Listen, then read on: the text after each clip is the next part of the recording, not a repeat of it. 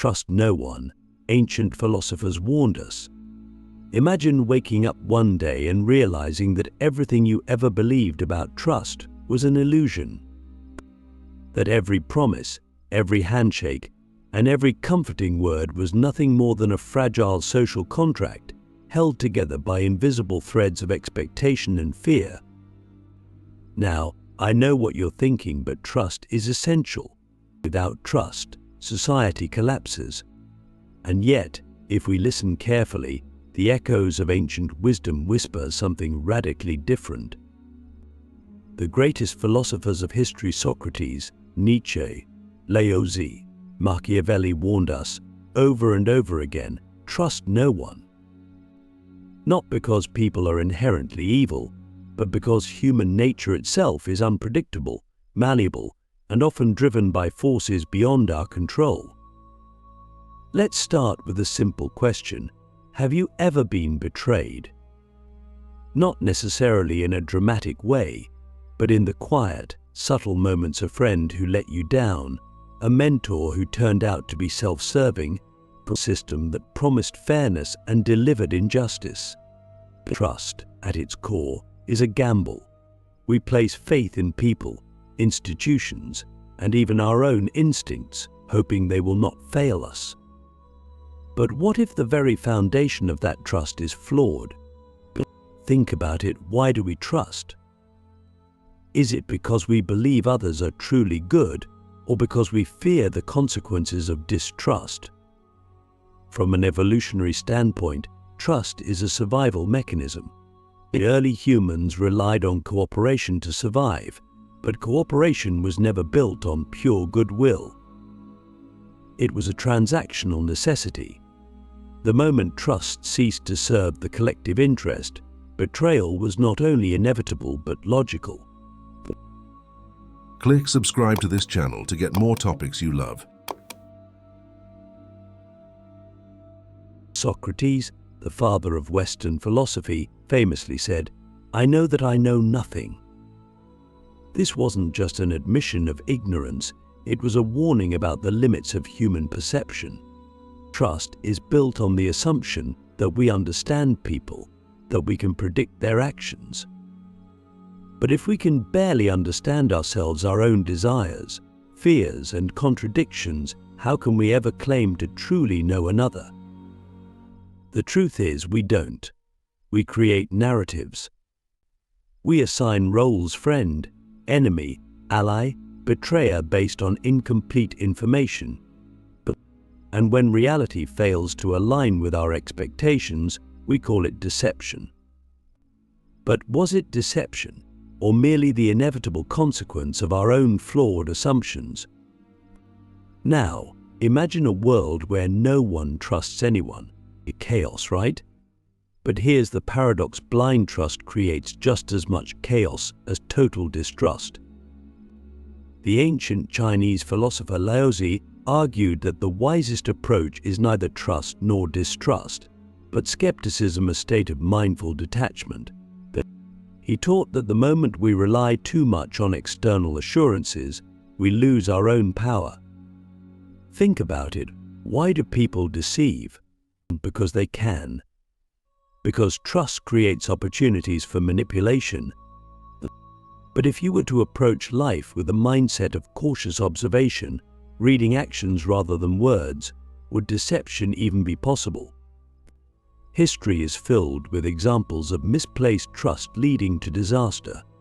Julius Caesar trusted Brutus. The Trojans trusted the Greeks when they accepted the wooden horse.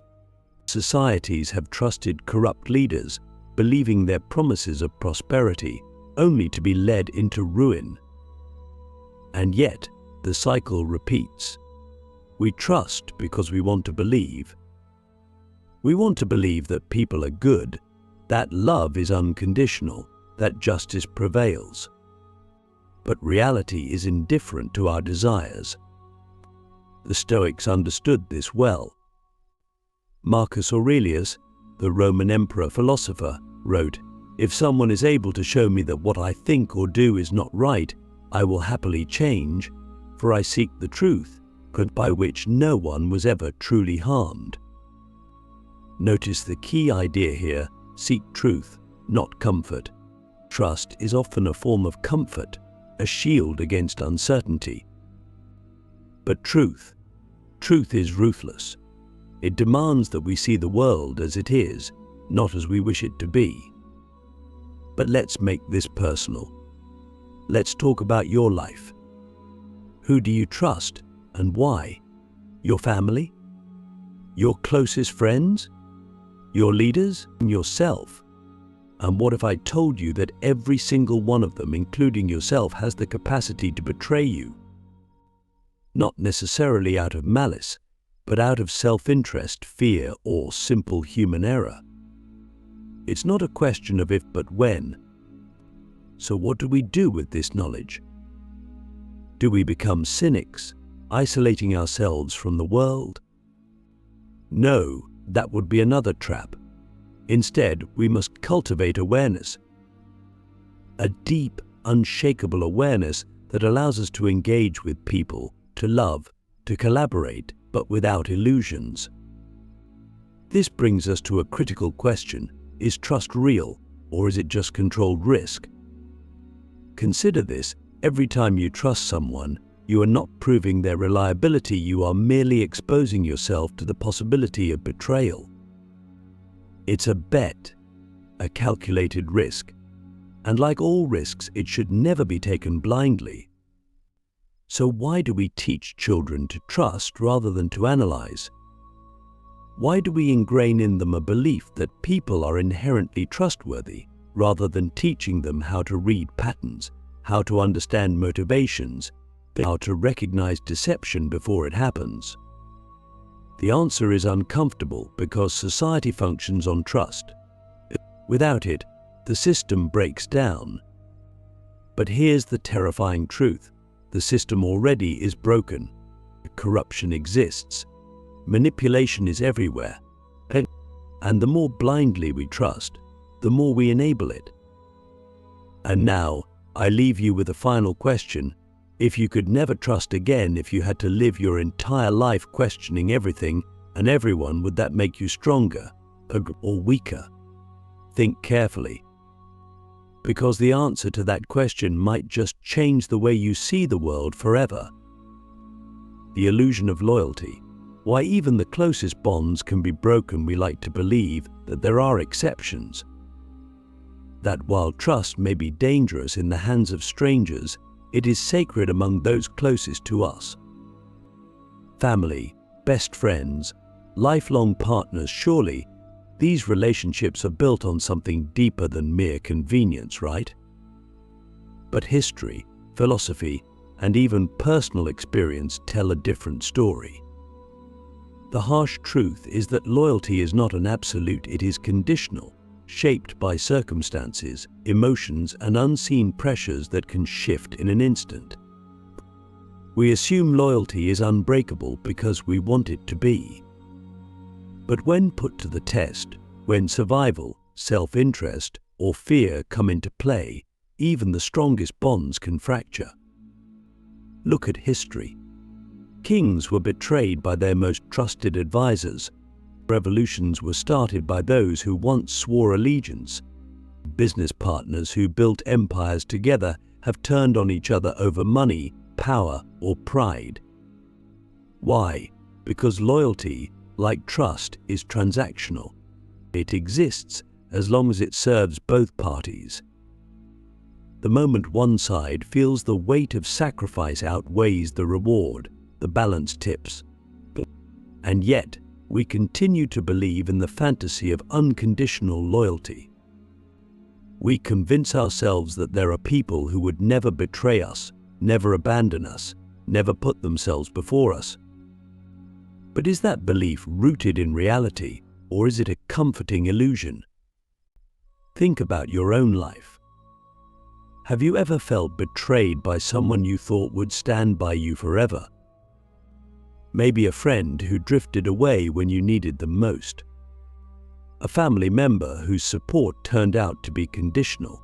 A partner who promised forever but left when things got difficult. If you look closely, was it truly betrayal, Or was it simply human nature playing out? People change, priorities shift, and when the pressure rises, self-preservation often takes over. It's not always out of malice sometimes, it's just survival. But to the one left behind, it feels like a knife in the back. Philosophers have warned us about this for centuries. Nietzsche, the great critic of human morality, argued that loyalty is often a mask for control. He believed that society teaches us to value loyalty not because it is inherently good, but because it keeps people predictable. If we believe in loyalty, we become easier to manipulate. We stay in toxic relationships. We remain loyal to leaders who do not serve us. We sacrifice for those who would not do the same for us. But what if we stripped away that illusion? What if, instead of assuming loyalty, we tested it? Not in a manipulative way, but in a way that reveals truth. If you had to rely on someone in your darkest moment, could you truly say with certainty that they would stand by you no matter the cost? And if you can't say that with absolute confidence, why do you place blind faith in it? Laozi, the ancient Chinese philosopher, suggested that the wise do not cling to expectations of others. Instead, they observe. They understand that people act according to their nature, not according to our hopes. This doesn't mean we should isolate ourselves or live in paranoia, but rather that we should see things as they are, not as we want them to be. Imagine how much pain could be avoided if we approached relationships with clarity instead of blind trust. If we understood that loyalty is fluid, not fixed, and that people will stay as long as it serves them and leave when it no longer does. This isn't a call to become cynical or distrustful of every person in your life. It's about awareness, about understanding that the only true loyalty you can ever fully trust is the one you have to yourself. Everything else is a variable, subject to change. So ask yourself, if everyone in your life were to leave tomorrow, if every promise made to you was broken, would you still stand strong? Or have you built your foundation on the illusion that others will always be there to catch you? The mask of deception, why people are not who they seem if trust is fragile and loyalty is conditional, then what does that say about the people around us? About the way they present themselves, the words they say, the promises they make? The unsettling truth is that most people are not who they appear to be, not because they are inherently deceptive, but because they are constantly adapting, shifting, and molding their identities to fit circumstances. Whether consciously or unconsciously, people wear masks. They say what is expected. They present the version of themselves that will gain approval, avoid conflict, or serve their own interests. And yet, we rarely question it. We take people at their word, believe their intentions, and assume authenticity where there may be none. Think about how often you've been surprised by someone's true nature. A friend who seemed kind but harbored resentment. A co-worker who played the role of an ally but sought personal gain. A partner who claimed love but acted with indifference when it mattered most. If people were truly transparent, if their words always matched their actions, betrayal wouldn't exist. But deception is not always malicious, it is often a survival mechanism. But society rewards those who can navigate social expectations, who can say the right things at the right time, who can project confidence even when they are uncertain, but who can promise loyalty even when they have doubts.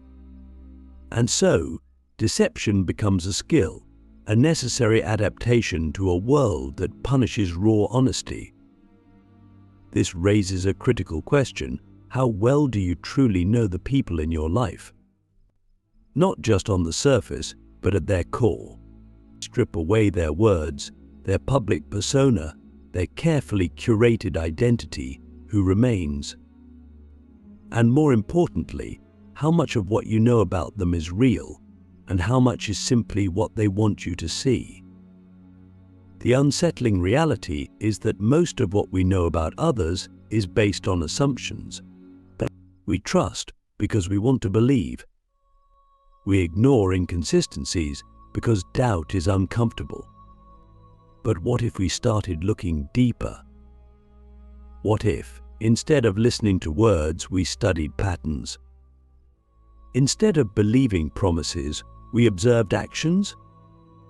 The ancient Stoics believed that true wisdom comes from understanding human nature as it is, not as we wish it to be. They taught that rather than expecting honesty, loyalty, or integrity from others, we should prepare for the opposite, not in bitterness, but in clarity. To expect human nature to be flawed is not pessimism, it is preparation. So ask yourself, how many of the people around you are wearing masks? And if those masks were to fall, would you still trust them? Or would you realize that you never truly knew them at all? The power of skepticism, how to navigate a world of uncertainty if trust is fragile, loyalty is conditional, and people wear masks, then how do we move forward? Do we isolate ourselves, refusing to believe in anyone? Do we live in constant suspicion, seeing deception in every interaction? No, because that would be another form of blindness, another extreme that leaves us just as vulnerable. The answer is not paranoia, but skepticism, a mindset that allows us to engage with the world without being controlled by it. We need to see people as they are, not as we wish them to be. We need to recognize deception not with fear, but with understanding. The greatest philosophers did not retreat from society, they mastered the art of navigating it. And at the core of that mastery was one simple truth: awareness is power. Skepticism does not mean rejecting all trust, it means testing it. It means watching actions more than listening to words. It means understanding that even the most well-intentioned people are capable of betrayal, not always out of malice, but out of weakness, fear, or self-preservation. When you accept this, you stop being shocked by human nature. You stop placing blind faith in relationships, leaders, or institutions, and instead, you observe. You learn to recognize patterns. You see the small inconsistencies that reveal deeper truths. And most importantly, you prepare yourself for the inevitable moments when trust is broken, not as a victim, but as someone who saw it coming. The philosopher Seneca once wrote, "The person who expects nothing is never disappointed." This does not mean we should live without hope or connection, but rather that we should detach from expectation. Expectation is what makes betrayal painful. It is what turns disappointment into devastation. But if you approach life with the understanding that people will act in their own interest, that circumstances change, that promises are often made in moments of convenience, then when trust is broken, you are not shattered by it. You are ready. You adapt. You move forward without bitterness, because you were never dependent on illusions to begin with. And yet, despite all of this, we must still find ways to connect, and to build relationships, to form alliances, to love. But we must do so consciously, not blindly. Trust should be earned, not given freely. Loyalty should be proven, not assumed. And most importantly, the only person you should ever trust completely is yourself. Not because you are incapable of mistakes, but because self-awareness gives you control. If you know your own weaknesses, your own blind spots, your own potential for failure, then you can guard against them. You can sharpen your mind, strengthen your independence, and build a life that is not reliant on the unpredictable nature of others. So ask yourself this: if everything you trusted were to collapse tomorrow, would you still stand strong? If every promise made to you was broken, if every person you relied on chose themselves over you, would you survive? Because in the end, that is the true test, not whether you can avoid betrayal, but whether you can endure it without losing yourself. The ancient philosophers didn't tell us to trust no one to make us fearful. They did it to make us powerful. Because the moment you stop expecting the world to protect you, you learn to protect yourself. And that is the greatest strength of all. The philosopher Machiavelli understood this better than most. In The Prince, he argued that a successful leader must not be bound by morality or blind trust, but by strategy. He wrote that while it is ideal to be both loved and feared, when forced to choose, it is safer to be feared. Why? Because emotions are fickle. People claim allegiance when times are good, but the moment they face hardship or temptation, love and loyalty dissolve. Fear, on the other hand, is a more reliable force. It keeps people in line, ensures their actions are predictable.